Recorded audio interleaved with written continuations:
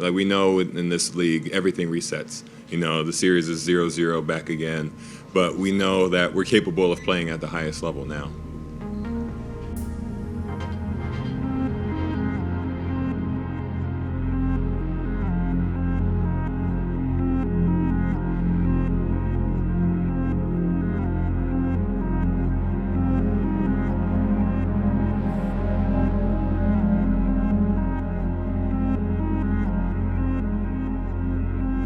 I like what I saw from the Cavs in the previous round because not only are they a top-tier defensive team, but they have the break glass in case of emergency guy in Donovan Mitchell. As he just said, somebody that's been there, done that, put up big numbers.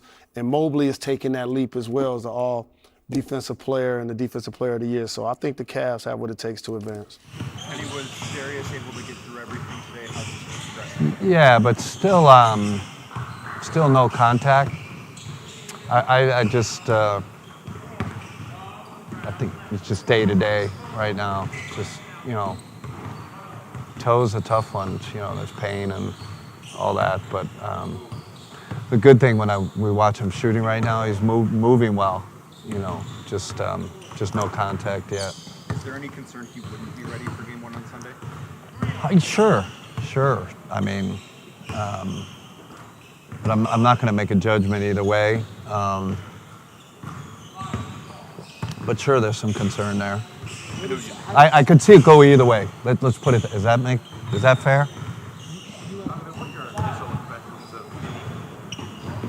Fast, pace, very talented team, well coached. Obviously led by Tyrese, Pascal. They got a bigs that can shoot. Got wings. They got Nembhard, who's really and then McConnell, who are pests defensively. So they're a talented team, man. And this is a series we're going to be, got to be ready to go from the jump. They're battle tested. They've been to the conference finals. I know some of their guys were hurt and whatnot, but it's a battle tested team. As you saw, in Game 4, especially being down 20, really withstanding that whole run and then coming back and winning. So we got to be prepared and got to be ready to go. When it comes to your prep, what stands out to you about Indiana? Their pace. Their kick-aheads, how fast they play. Yeah, that's going to be an interesting challenge compared to the last series in Miami. They don't really play with much pace. They don't really play fast. So it's going to be a whole different team. Also, their 5-out spacing, how well Turner shoots the ball. So that's going to present a unique challenge for us.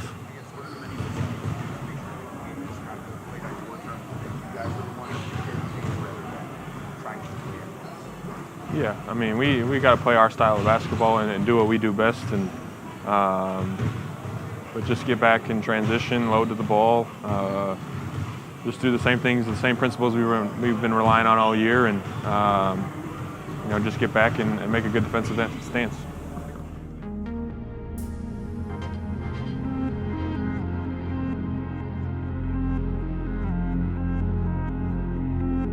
We know it'll be the Cavs and Pacers in the Eastern Conference semifinal. Game 1 will be at Rocket Arena here in Cleveland Sunday. Time still to be announced.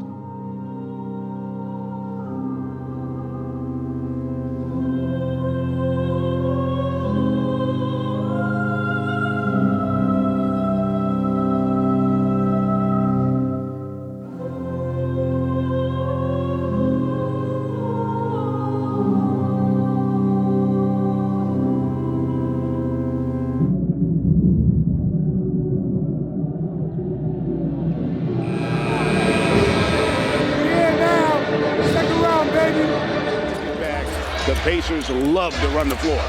Here's Evan Mobley, was presented with his Defensive Player of the Year award. 50 games for the first time in 11 years. As Mobley steps out, and it's the matchup that everyone is keeping tabs on. How does Andrew Nembhard stay with Mitchell? Max Strus able to pick Siakam's pocket. This is a team that was in the conference finals last year, and like it or not, they did beat us, right? They beat us this year. They won the series, so those are two things. I just go kind of back to Miami. I expect this series to be super tough. It's going to go a lot of games. I think we got to be sharp. We got to be on our toes. and they got elite players over there. We just have the ultimate respect for that group over there. We know it's going to be a tough series. When you think about what you want to do differently in game 2, now kind of knowing, getting a feel for how they play, like what's the mindset as you head into game 2? Be more physical.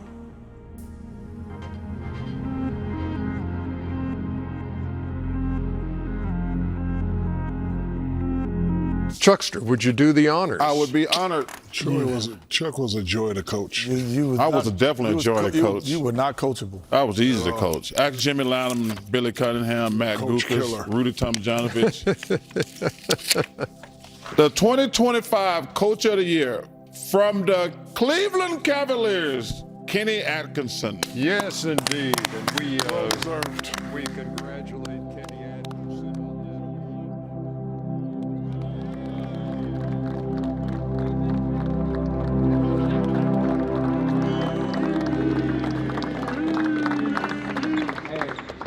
You know what this comes down to? It comes down to you guys, players. Kobe, you put an amazing team together. We're just thankful, man. Thankful to be a part of this group. Thankful for your sacrifices. But it starts with the players you have. It's 99% of this. I really believe that. So, and staff, same thing. Selfless staff, no egos, no agenda. So it's throughout the organization.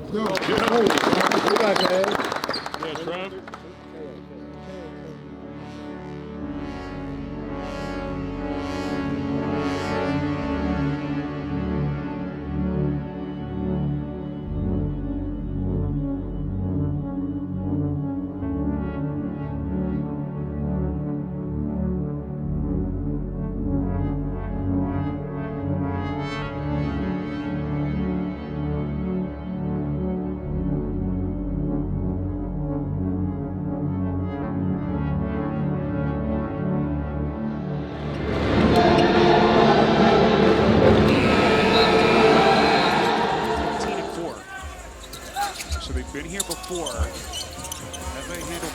Be more physical. Unleashed. Just snaps in a dime to spin the fake. Offensive brilliance. From deep.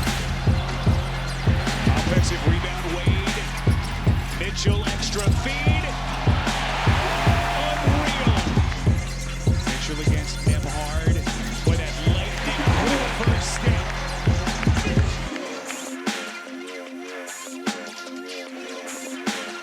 Initially by Allen, and there's Mitchell taking contact.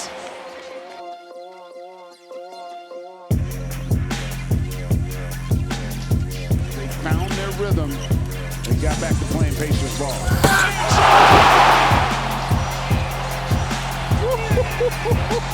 Donovan Mitchell taking their breath away here in Cleveland.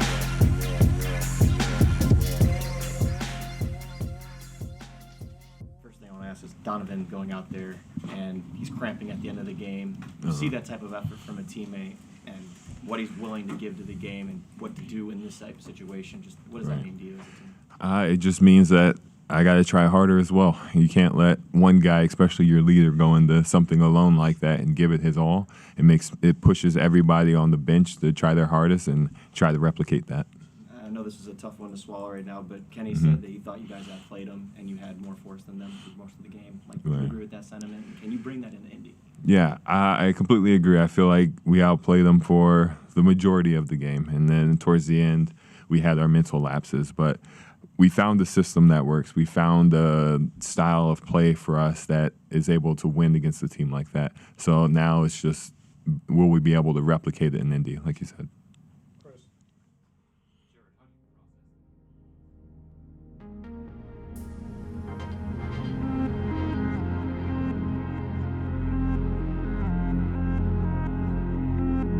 Cavs learned a lot from game 2, and I think they're going to make the appropriate adjustments.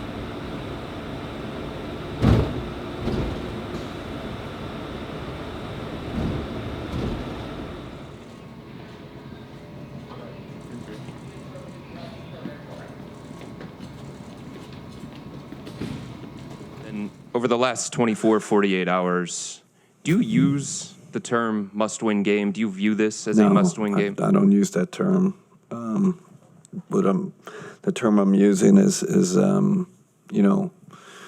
lean into our identity, who we are, who we've been all year. Just that's the key to the rest of the series. If Darius obviously has missed 4 in a row, and you've used Sam, and then you use Ty. If Darius can't go tonight, where do you think you'd go there? To be determined.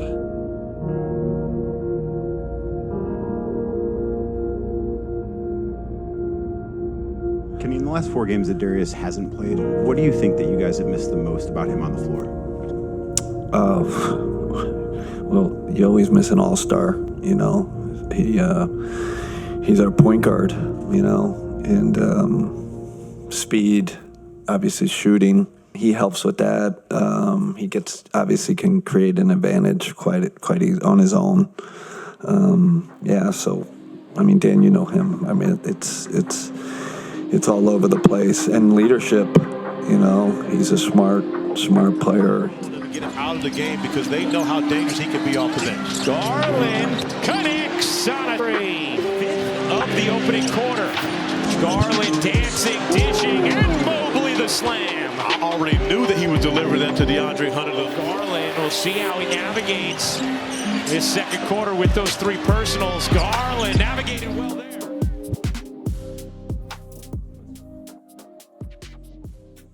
Kenny, over the last couple of days, what have you sensed within the group that lets you know that you've moved past what happened at the end of Game 2? We've been through. When you go through an 82-game season and you bounce back, you have your trials and tribulations, and you have your good streaks and bad streaks. So I trust our leadership. I trust the team.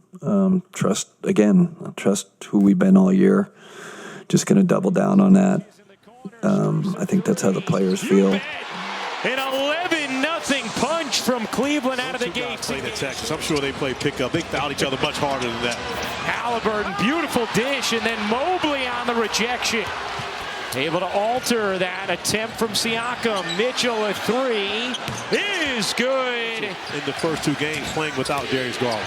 Here's Mitchell spinning into the paint, exploding and finishing. How about that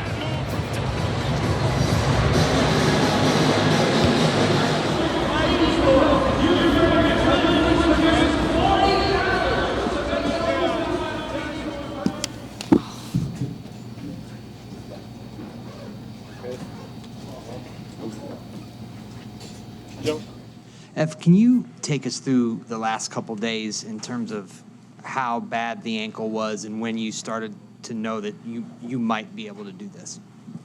Yeah, first day, couldn't really put pressure on it at all. First day was in a boot, and then from there it progressed. Could put pressure on the second day. Was doing as much treatment, rehab as I can, and next day could put real pressure on it, and from there just played it by ear. We got on treadmill in the water, see how I could push off and stuff like that, and the next few days it got better, gradually better, and now it's pretty good, I would say. And then to go from all that though to not only the numbers you put up, but sort of the tangible impact that you made just with your presence. Were you surprised at all with how well you were able to play and move and impact the game, just given how your ankle felt? Mobley gets a clean look and drills it from 3 to end the 10-0. By far and away a career high in attempts. Previously was at about 1.3 as Mobley finishes through the contact. On that possession, and maybe he ran into one of the Pacer defenders on his way to the basket. Mobley strong. Halliburton, that's where he does his best work when he's playing, getting downhill. Mobley gets delivering in Game 3 as Mobley soars for the rejection. Not really. I knew if I was going to come out there and play, I'm going to have to be able to do certain things, and I felt pretty comfortable, especially yesterday, and then shoot around today felt good as well. So I was pretty confident coming out here, and just came out here and played my game. Can you speak to how critical it was the control? How do you respond?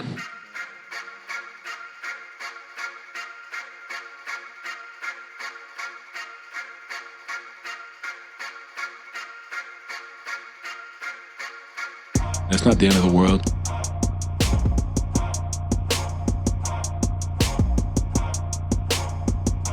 And we let one slip away at home.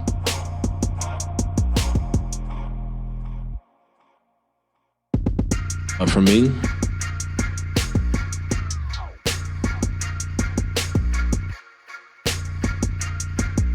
couldn't let it happen again.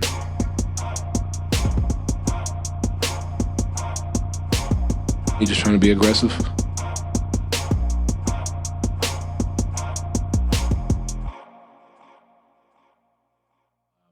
And counter.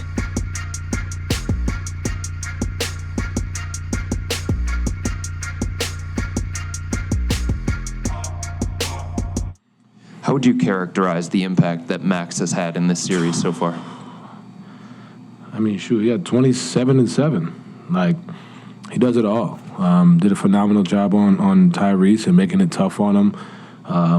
Sprinting for rebounds, offensive rebounds, defensive rebounds, picking up full court. I told him at one point, I was like, man, I'm a little windy. He's like, nah, f that. Like, you know what I'm saying? Like, that's just who he is, man. And I go to war with a guy like that. And, you know, you see it on a night-to-night basis. And people always say, like, you know, what is his biggest attribute? You know, what's his best attribute? He's a winner. He's a competitor. He's a guy you want on your team and the guy you want to go to war with.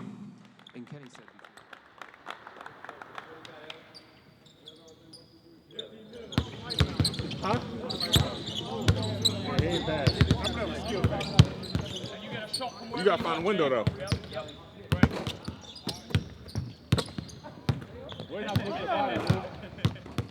And then we've talked about force, and that, I think, is kind of what you're getting at with the first half wasn't there. Why did you think you guys didn't have that tonight?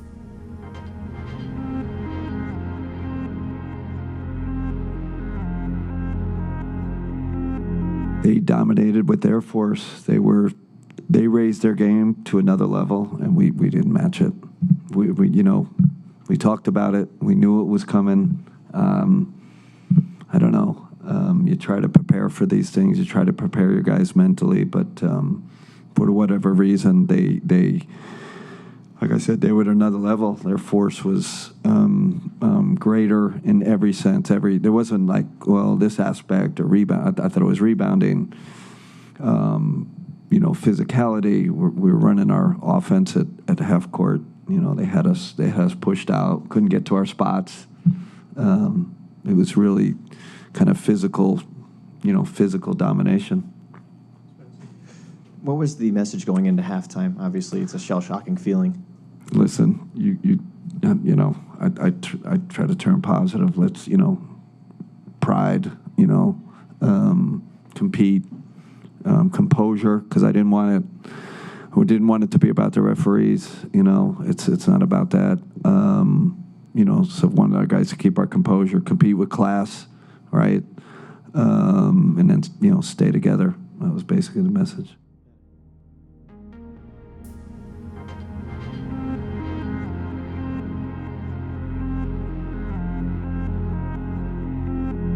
It can't just be 82 games. We have to figure out this next 16.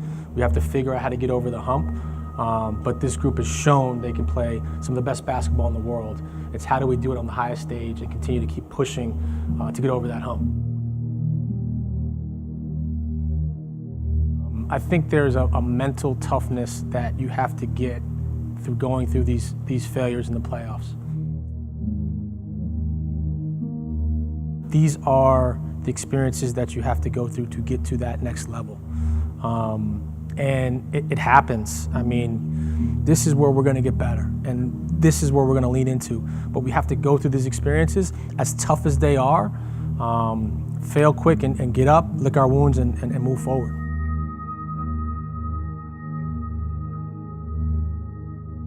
This is where we wanna live, right? With the expectation of championship. And when we fall short of that, everyone's upset. I want to live in that space. I don't want to live in the space where we were, right, when it was 19 wins, 22 wins. Like I love the trajectory that we're on. That's why I love this foundation, and we're going to keep pursuing that championship. We had a lot of individuals make a step, so I just want to make that clear. But I do think we made strides. I think we took a jump, and now we got to figure out this last piece, how to get over this hump. So this ended abruptly, and you guys probably weren't expecting to be in this position right now. But for you as a leader of this team, as you and the guys head out of this building into the offseason, is there something specifically you want each guy to take with them? The embarrassment. I hope we all feel it, and I think we do. Like, 64-win season. We were slated to be up here. We lost 4-1. We were the favorite. We were in the 1 seed. It's not like we were an 8 seed trying to be the 1 seed. Like, we should feel that. You know what I mean? And that's what I said to the guys in the locker room. Feel this. Embrace it. You know?